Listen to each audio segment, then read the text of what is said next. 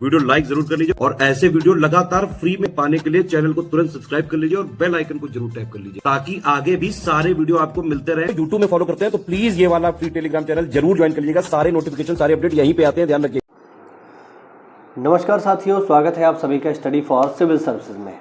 ये है हमारी वर्ल्ड ज्योग्राफी क्लास और वर्ल्ड ज्योग्राफी की क्लास में आज हम डिस्कस करने वाले हैं महासागरीय धाराओं को, ओशन करंट्स को। ठीक है, तो आज की इस क्लास में बस हम इसका बेसिक कॉन्सेप्ट समझेंगे कि ओशन करंट क्या होते हैं, कैसे बनते हैं और कितने टाइप के होते हैं। ठीक है, देखो भाई, सबसे पहले तो मैं आपको बता दूं महासागरीय धाराएं होती क्या हैं। देखो, जिस तरीके से हम एक नदी को देखते हैं, नदी एक विशेष दिशा की ओर गमन करती है। जैसे हम गंगा को देखें तो गंगा उत्तर से पूरब दिशा की ओर चलती है। ठीक है, ये इसकी दिशा है और प्रॉपर वो हमें चलते हुए दिखाई देती है, आप कभी भी उसको महसूस कर सकते हो। ठीक, लेकिन अगर हम बात करें महासागर की तो साथियों, महासागरों का जल भी स्थिर नहीं है।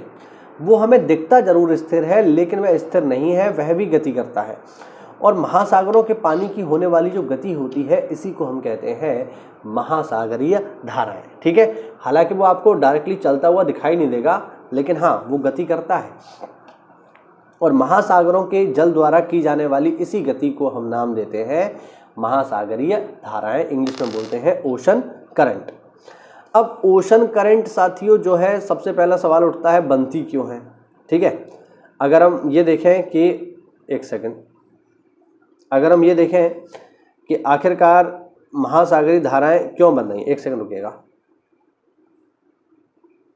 हाँ जी, अगर हम ये देखें कि महासागरीय धाराएं बन क्यों रही हैं, इनके बनने का कारण क्या है। देखिए, नदी के जल के बहने का कारण क्या है, तो वो तो बहुत सिंपल है कि नदी का जल बहता है अपने ढाल के साथ। जिस दिशा में ढाल होगा उस दिशा में नदी का पानी बहेगा। लेकिन समुद्र में तो ऐसा कोई ढाल वाल हमें दिखता नहीं है, नॉर्मली ऐसा नहीं होता है। लेकिन फिर वो क्यों बह रहा है, तो उसके बहने के दो रीज़न हैं जिन्हें आप समझ लो। ठीक है, पहला रीज़न क्या है, पहला रीज़न है साथियों पृथ्वी की घूर्णन गति। ठीक है, क्योंकि पृथ्वी अपनी धुरी पर घूम रही है। और पृथ्वी अपनी धुरी पर कैसे घूम रही है, पृथ्वी अपनी धुरी पर घूम रही है पश्चिम से पूर्व दिशा की ओर। इधर पूर्व है, ये पश्चिम है, तो धरती कैसे घूम रही है, पश्चिम से पूर्व दिशा की ओर घूम रही है। इस घूर्णन गति के कारण धरती पर मौजूद जल में गति उत्पन्न होती है और उसकी वजह से महासागरीय धाराएं चलती हैं। ठीक है, अब चूंकि ये कैसे घूम रही है, पश्चिम से पूर्व दिशा की ओर, तो महासागरों में जो मौजूद जल है वो ठीक इसके विपरीत दिशा की ओर बहेगा। यानी महासागरों का जो जल होता है वो नॉर्मली कहाँ से बहना शुरू करता है, पूर्व से पश्चिम दिशा की ओर सामान्यतः। उसके बाद वह अपनी दिशा को बदलेगा। ठीक है, ऐसा क्यों, तो ऐसा आप एक एक्सपेरिमेंट के जरिए समझ सकते हो।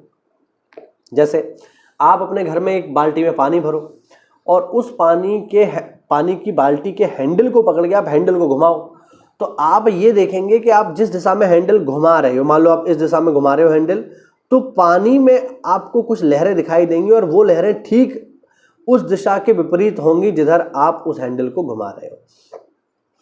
ठीक है, तो धरती घूम रही है पश्चिम से पूर्व, तो धरती पर मौजूद पानी कैसे घूमेगा, जस्ट इसका उल्टा।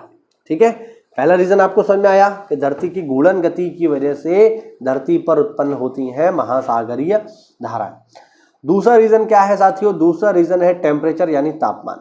अगर आप नॉर्थ पोल, साउथ पोल और भूमध्य रेखा को देखो तो यहाँ पर टेम्परेचर में आपको काफ़ी वेरिएशन देखने को मिलता है। जैसे नॉर्थ पोल पर जो तापमान है बहुत ज़्यादा ठंड है यहाँ पर। ठीक है, यहाँ पर भी बहुत ज़्यादा ठंड है। लेकिन अगर आप देखो भूमध्य रेखीय क्षेत्र को, तो यहाँ का तापमान बहुत ज़्यादा गर्म है, बहुत ही ज़्यादा गर्म है। ठीक है, तो यहाँ पर है क्या, यहाँ पर है गर्मी और यहाँ पर है ठंड। तो होता क्या है, होता है ये साथियों कि जो भूमध्य रेखा का गर्म पानी है वो ध्रुवों की ओर जाता है ठंडे पानी की तरफ। ठीक है, और जो ध्रुवों का ठंडा पानी है वो आता है भूमध्य रेखा के गर्म पानी की तरफ। ठीक है, तो इस टेम्परेचर को बैलेंस करने के लिए क्या होता है, धाराएं चलती हैं। यानी ठंडा पानी जाता, यानी गर्म पानी जाता है ठंडे क्षेत्र की ओर और ठंडा पानी जाता है गर्म क्षेत्र की ओर, और इस कारण से उत्पन्न होती हैं हमारी जल धाराएं, महासागरीय जल धाराएं। बेसिकली इसके दो इंपॉर्टेंट रीजन तो यही हैं बाकी जो है आप अगर देखोगे तो छोटे छोटे रीजन और भी हैं, बट वो इतना आपको काम के नहीं है। ठीक है, प्री और मेंस तक इस फैक्ट से काम चल जाएगा, कोई दिक्कत वाली बात नहीं है। ठीक है, तो अभी तक हमने क्या देखा कि महासागरीय धाराएं उत्पन्न क्यों हो रही हैं।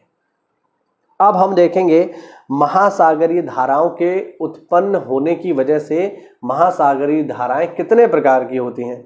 तो साथियों, महासागरीय धाराएं होती हैं दो प्रकार की। कौन कौन सी? या तो होगी ठंडी या फिर होगी गर्म। ठंडी कौन सी होगी? ठंडी वो जलधारा होगी जो ध्रुवों से शुरू होगी और कहाँ जाएगी? भूमध्य रेखा की ओर। ऐसी कोई भी जलधारा जो ध्रुवों से भूमध्य रेखा की ओर जा रही है वो कैसी होगी? ठंडी होगी। और ऐसी कोई भी जलधारा जो भूमध्य रेखा से शुरू हो रही है और जा रही है ध्रुवों की ओर, वो 100 और 100% कैसी होगी? गर्म होगी। ध्यान रखना, यानी अगर भूमध्य रेखा से आ रही है तो गर्म है और अगर ध्रुवों से आ रही है तो ठंडी है। ऐसा क्यों? अरे भाई, बहुत सिंपल सा लॉजिक है। आप मुझे बताओ, धरती पर सबसे गर्म जगह कौन सी होगी? वही जगह होगी ना जहाँ पे सूर्य की किरणें सीधी पड़ रही हैं, तो वो जगह कौन सी है? 0 डिग्री, भूमध्य रेखा। और पृथ्वी पर सबसे ठंडी जगह कौन कौन सी है? तो 2 है, ऊपर है नॉर्थ पोल, नीचे है साउथ पोल।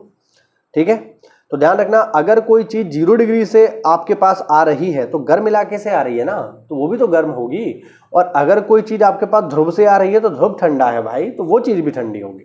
तो बस इस कॉन्सेप्ट को याद रखना, भूमध्य रेखा से आ रही है तो गर्म होगी और ध्रुव से आ रही है तो ठंडी होगी। ठीक है, हाँ, यानी अगर भूमध्य रेखा से ध्रुव की ओर जा रही है तो गर्म है और ध्रुव से भूमध्य रेखा की ओर आ रही है तो फिर ठंडी है। जैसे एग्जांपल ले लो, जैसे यहां पर मैं आपको दिखाने का प्रयास करता हूं। ये देखो, यहां पर आप देखिए, इसको गल्फ स्ट्रीम से समझिए। गल्फ स्ट्रीम तो आपने खूब सुना होगा। ये देखिए, ये है गल्फ स्ट्रीम, इस तरीके से चल रही है। अब गल्फ स्ट्रीम की आप दिशा देखिए, भूमध्य रेखा से आ रही है गल्फ स्ट्रीम, तो कैसी होगी साथियों? 100 और 100% गर्म होगी।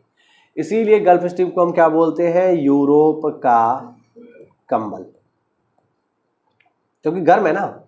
ठीक है, तो ये भूमध्य रेखा से आ रही है तो गर्म हो गई। जस्ट इसका एक उल्टा देख लो, यहां पर आप देखिए, ये है लैब्राडोर की जलधारा। अब लैब्राडोर की जलधारा कहां से आ रही है? ऊपर नॉर्थ पोल से आ रही है, यानी उत्तरी ध्रुव के क्षेत्र से आ रही है। तो ये जब ध्रुवों से आ रही है तो ठंडी होगी या गर्म होगी? ऑब्वियस बात है, ठंडी होगी। तो ये कैसी जलधारा है? ठंडी जलधारा है। ठीक है, तो आपको समझ में आया ठंडी जलधारा क्या होती है, गर्म जलधारा क्या होती है, और आखिरकार महासागरीय धाराएं उत्पन्न ही क्यों होती हैं, ये आपको समझ में आ गया होगा। और एक चीज और समझ लो कि महासागरीय जलधाराएं केवल 2 ही प्रकार की होंगी, या तो ठंडी होगी या गर्म होगी। गुनगुना कोई टाइप नहीं होता कि आप ये सोचो कि कोई जलधारा ऐसी है जो गुनगुनी है, तो ऐसी कोई जलधारा नहीं होती है। या तो ठंडी होगी या तो गर्म होगी। ठीक है, आया समझ में? नहीं आया? ठीक है, तो ये हुआ आज का हमारा छोटा सा वीडियो, जिसमें हमने कॉन्सेप्ट क्लियर किया महासागरीय धाराओं के उत्पन्न होने का और महासागरीय धाराओं के उत्पन्न होने के जो महासागरीय धाराओं के प्रकार हैं उनको। उम्मीद करता हूं आपको इसमें नई जानकारी मिली होगी, ये कॉन्सेप्ट क्लियर हुआ हो तो वीडियो को लाइक करिए, चैनल को सब्सक्राइब करिए साथियों अगर आप पहली बार आए हैं तो। और हमारे चैनल पर डे मैं आपको जो है 3 वीडियो देता हूं जीएस की, जो कि हम फोकस करके 2024 के पीसीएस, बीओ और आरओ के लिए चला रहे हैं। तो आप हमसे जुड़ते हैं अगर, तो फिर आपको पर डे 3 वीडियोस मिलेंगे। संडे मंडे दिन कोई भी हो, आपको 3 वीडियो पर डे दिए जाएंगे, एक सुबह, एक दोपहर, एक शाम। 3 डोज देते हैं हम 5-5, 10-10 मिनट की। उसी से अगर आप आज से तैयारी शुरू करते हो तो बहुत जल्दी आपका सिलेबस पूरा कंप्लीट हो जाएगा और आप अच्छे से अपना सिलेबस कवर कर पाओगे। ठीक है, अपने एग्जाम से पहले। मिलते हैं अगली क्लास में साथियों, तब तक के लिए जय हिंद, जय भारत, वंदे मातरम।